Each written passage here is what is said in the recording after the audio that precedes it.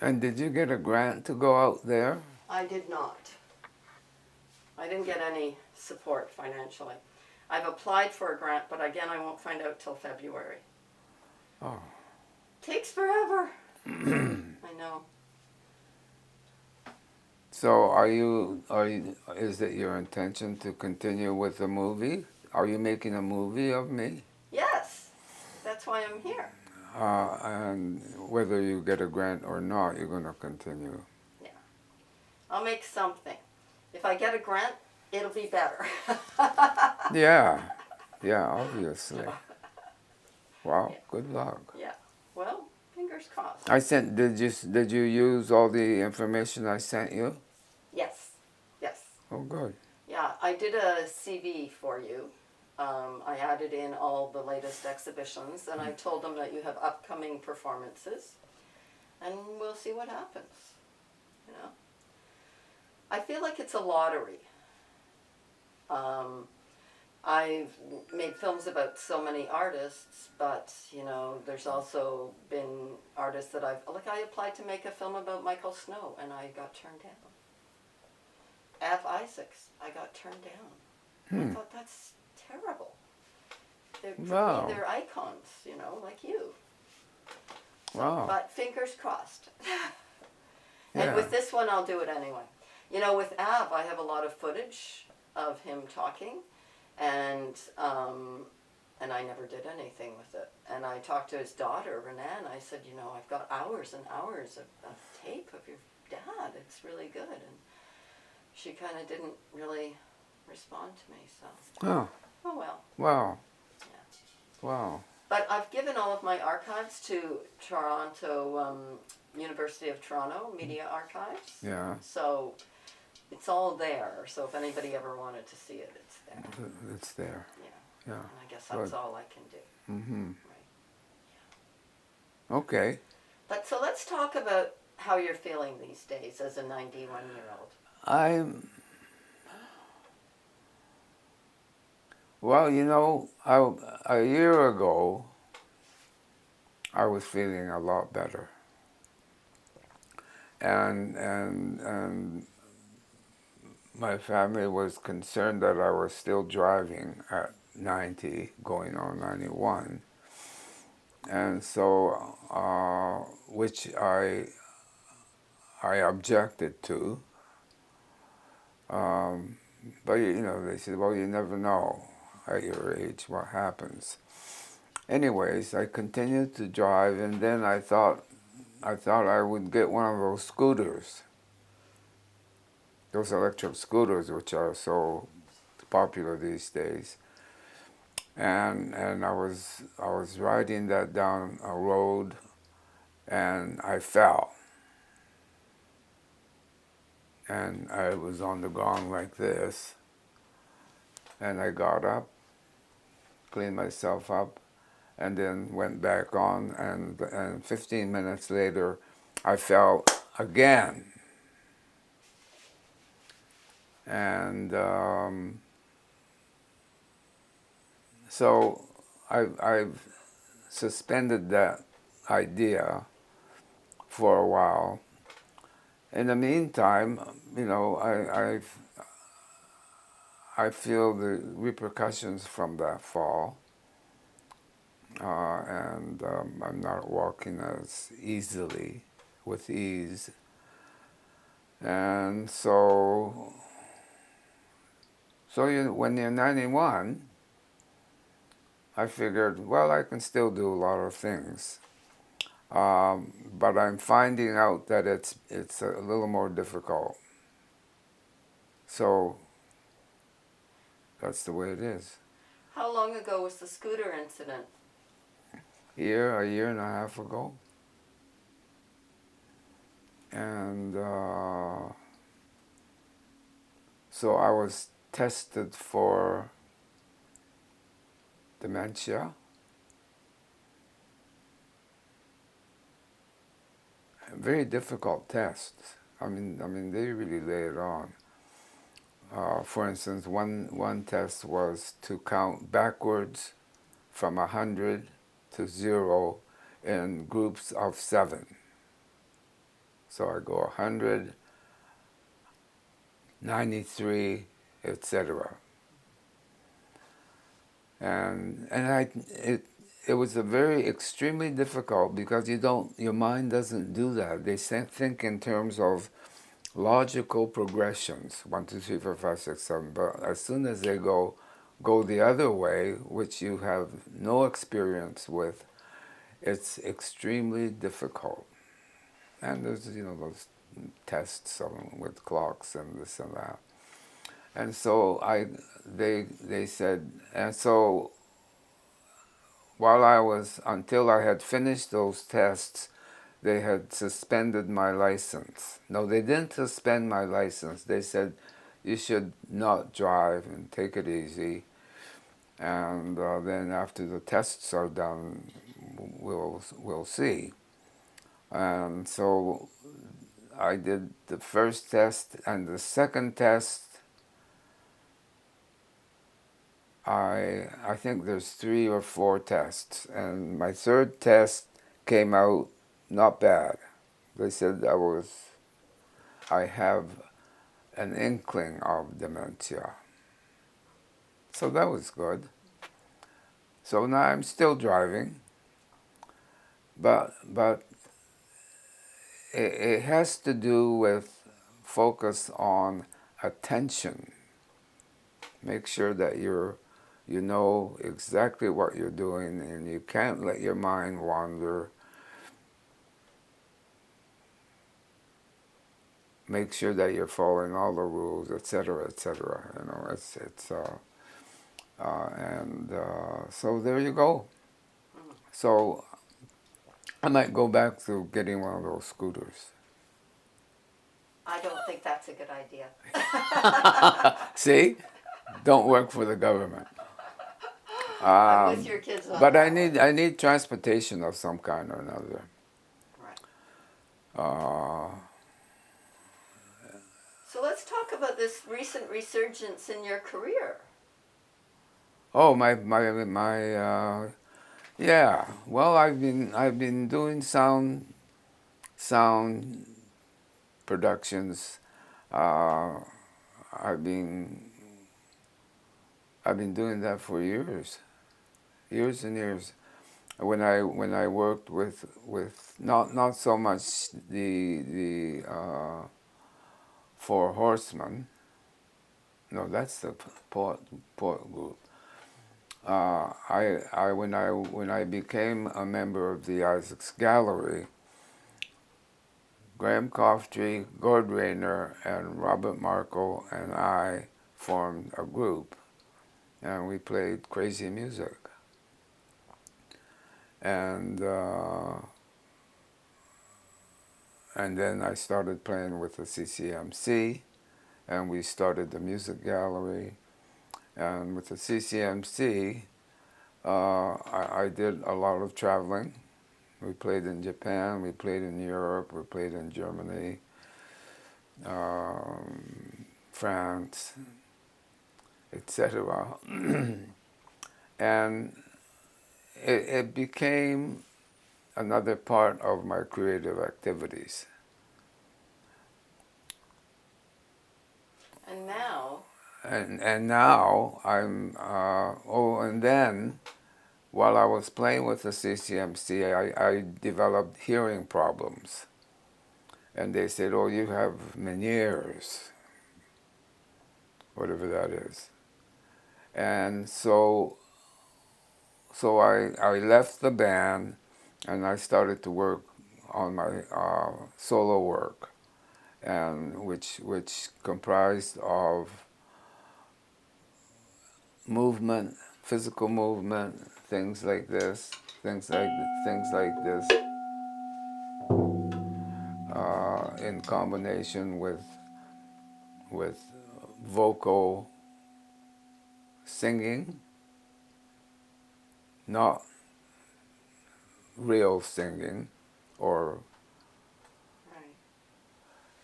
Right. I want to talk about what's going on right now, though. okay. So I started to, and I did that for years. and it evolved into something that I thought was functional. It had possibilities, creative possibilities.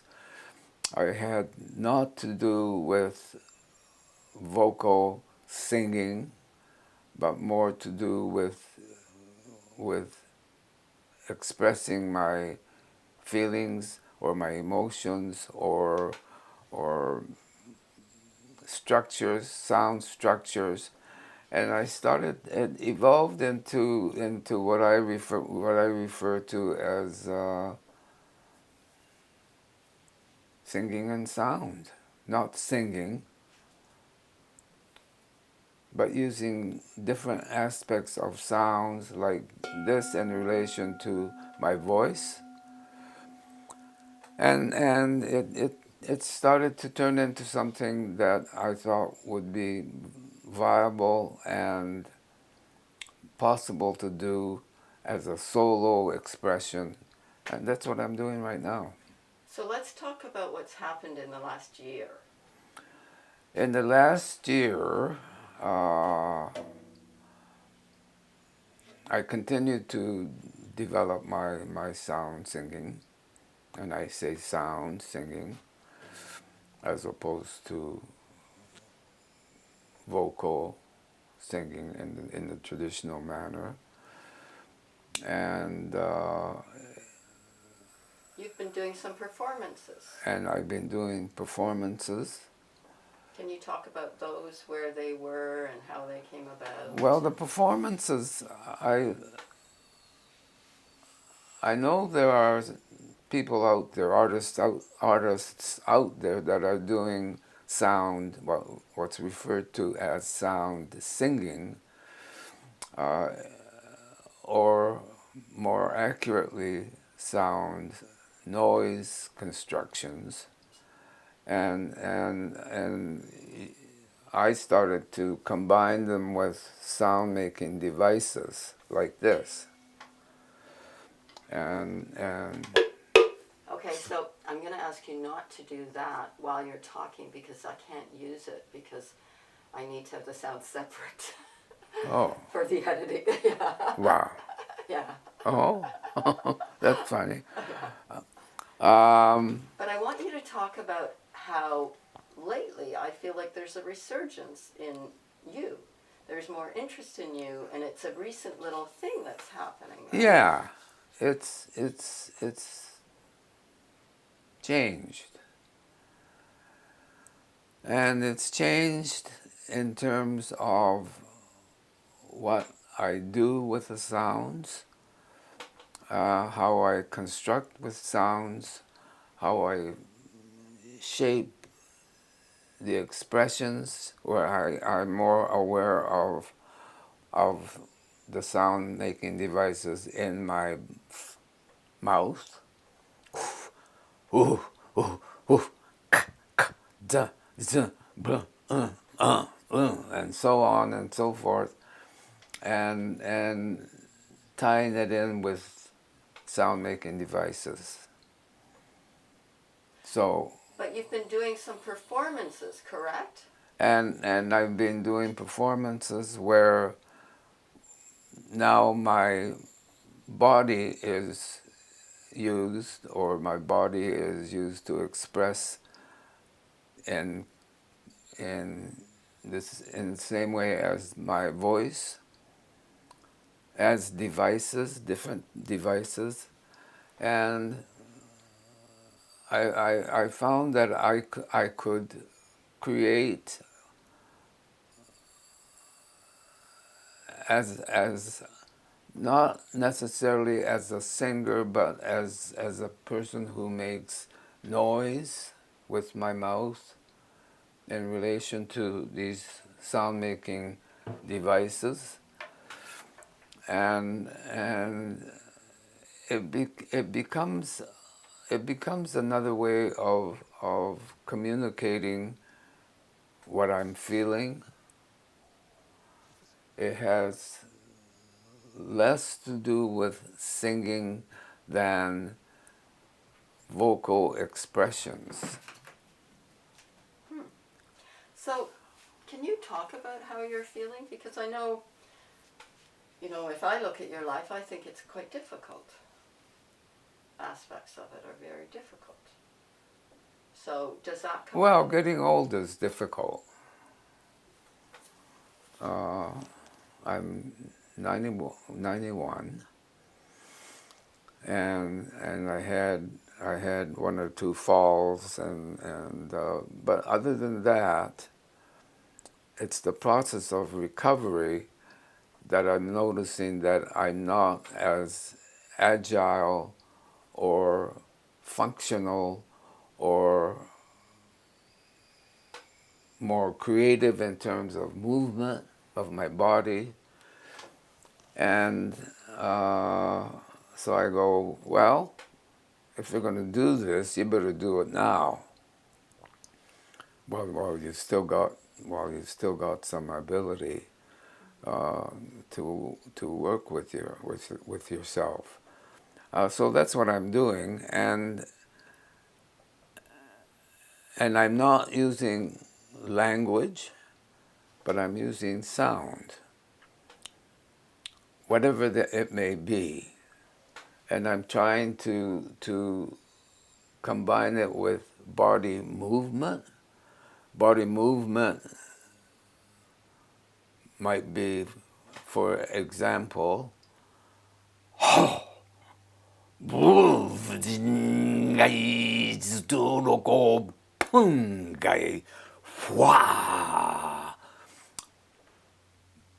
meaningless in terms of language, but very meaningful in terms of gestures and the kind of noise that comes out, and which I feel more comfortable doing it. And when you feel more comfortable, you have more access to the way the voice functions, and not only what the voice functions, but to combine it with body movement, which doesn't really mean anything in terms of conventional communications, words, gestures. But I'm finding that my gestures are becoming more creative, and so I'm going to continue with doing that. Maybe get more work. Lately I've been getting more work, which is encouraging. Um, Can you talk about that? The more work you're getting? Where is it? well, You just had an exhibition, right? I just had an exhibition, and I performed. I did a sound performance as part of the exhibition. I did for about a year and a half. I did solo work at Array Music, and with Michael Snow and Diane. They did a duet. They did a duet work, and I did a solo sound work. And so my reference to the structure of what I do is really, it's about sound plus body movement plus sound expressions. And the more I do it, the more I seem to access what I feel in terms of gestures, in terms of movement. Um, my movement is, well, it's an important part of what I do, because it does marry itself with the sounds that I'm making, you know. Right. um, and the more I do it, the better I get. So the more work I can get in relation to shows that I do, or playing with somebody. I'm still involved with solo work, and I find that uh, it's easier than playing with someone else, because I never know where they're at, or how they're making their sounds, etc. I find it easier and simpler. Isn't simple is not a good word for it. It's but whatever the expression is, once it's made, I can marry it with gestures. Wah! Or phew! And using my physical body is becoming much more comfortable and more expressive. Um,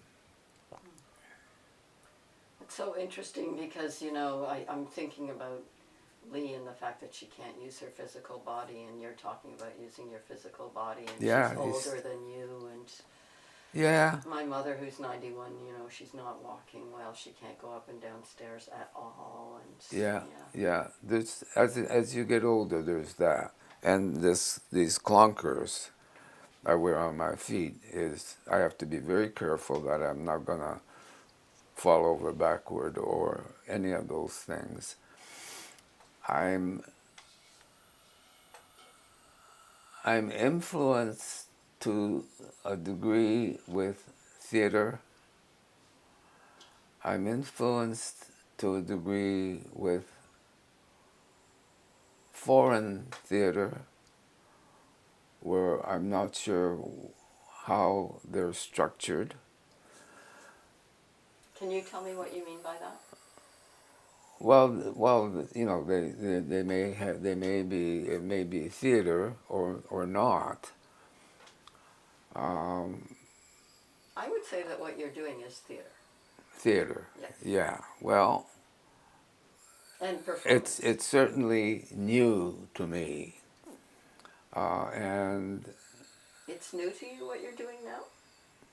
I still think, when I'm alone or when I'm in bed, lying in bed, I'm trying to understand what it is that I'm doing. One of the things I'm doing is language related. It's something that I learned when I first started to study Japanese, and the Japanese took the Chinese graphics and they broke it down into sound syllables. Like in our language, we have a, e, a, o, u, etc. And the Japanese have this exactly the same kind of structure, where they go a, e, u, e, o, and then they affix to those sounds the consonants, and so I go ka, ki, ku, ke, ko, ma, me, mu, me, mo, la, li, lu, le, lo, ba, bi, bu, be, bo, etc., until you go through the entire possibilities using phonetics in that manner. And I find that extremely, extremely useful and interesting. And I've just touched the surface of it, and that's what I want to develop a lot more. Um, the the the Japanese language, which uses those phonetics, uh, I think had something to do with communicating other languages with it. Um, in phonetics, in terms of phonetics. And so I thought I would do I would apply a similar type of uh, connection with my personal sounds. So I go, I, ooh, tangon, gichi, kun. Vaguely sounds Japanese, vaguely, but it has no meaning. It really has, it exists as a sound, phonetics on its own. And the idea of discovering different different ways to express my body or my sounds or my movements or whatever using these sounds are really fascinating. Fascinating. Thanks. If you're touching things and it makes movement, then it's hard for me to use the sound because I can't get rid of the other sound underneath it. Oh, you're getting that. Yeah. Okay. Yeah, I know. It's the microphone picks up everything. So, But so let's talk more about. You said that you feel like emotion from the sounds. Can you describe? Can you give me an example of an emotion linked to a sound, or does it not work like that? Like, what are you feeling? What are you thinking when you're making these sounds? I'm feeling,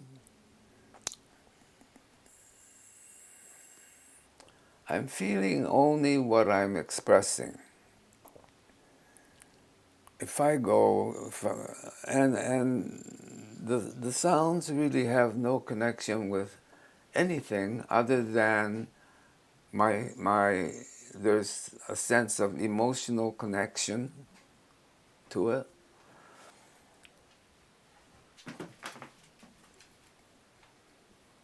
Blah. Or I can use Japanese sounding sounds. Kari. That doesn't mean anything in Japanese, but kari ko guchi. Furuguchi mando kakijiki ison. Sounds Japanese. It has nothing to do with that. And that interests me a lot in that I could move into this area where those sounds exist with in relation to what I'm feeling or the sounds that are making. So let me ask you, if you're feeling like frustrated or, like there's aspects of your life that maybe aren't fair or, something like that, do you feel like that comes out in what you're saying? Like in the way you It emphasize could. some of the It audio could. sounds? Yeah. It could. Or if you're feeling tired or more mellow or... Yeah. Well, once I start to perform, I try to move beyond that so that I'm more focused on specific emotions or gestures. Gesture becomes very important to me, and that's why my gestures are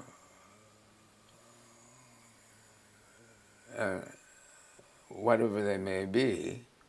I invent my own movements and then put my sound to it. Hoshi, kyubon ga,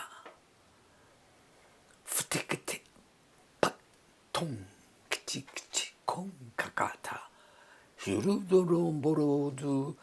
And my hands and body just begins to move in relation to the sounds that I'm making.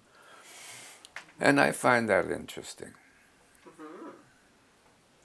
Um, so the music gallery contacted me, and I had said that they were wondering if you wanted to do a workshop, and I talked to you about it, and you said you didn't think you could do that. So they said I maybe. could, but it would be a workshop that is totally unrehearsed. I would try to structure it so that the sounds that are making are connected with some form of movement. Blah. Shh.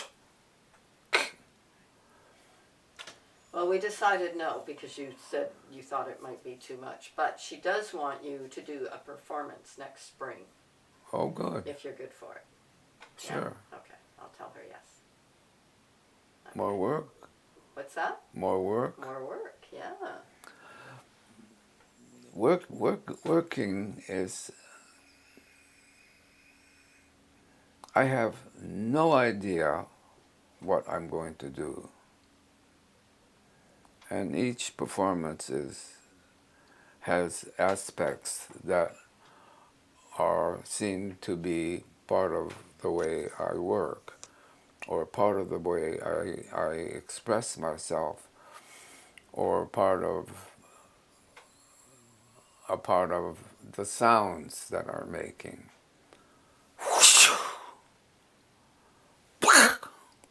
Tong, ka, bong, ji.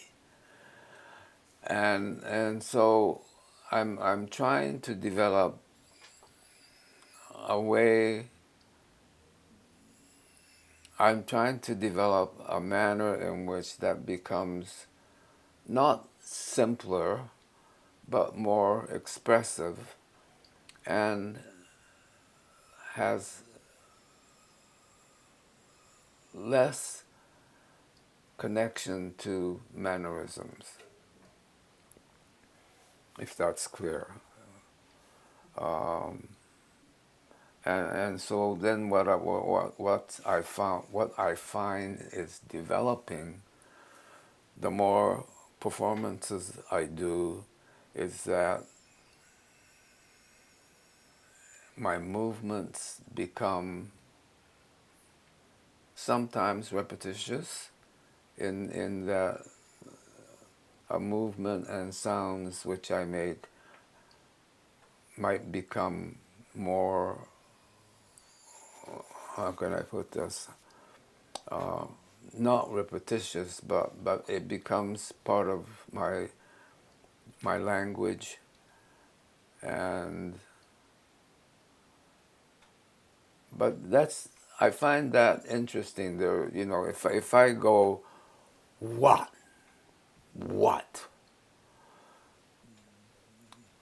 I don't want it to become repetitious. I might go, what this? Boom.